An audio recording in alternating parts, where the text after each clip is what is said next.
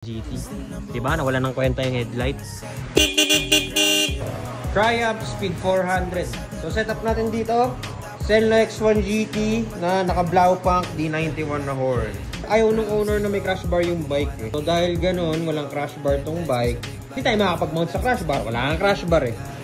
Naka-pwesto na. So yan, ililinis na lang nila yung mga pagkakalatag ng wirings natin. Ang tawag dyan, Master Wang. Extra service. Kaya huwag mo kakalimutan yan. Diba?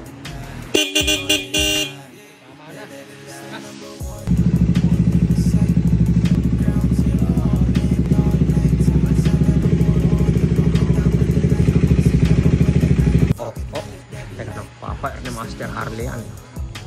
O, isa pa. Let there be light. High. Diba? O. Isa pa, low ulit. High. Tapos pa-off ako nung high, Master. Pabukas ako nung aux light ulit, nung X1 GT. Diba? Nawala ng kwenta yung headlight. Kaso, ayun, gano'ng kalayo yun. Oh.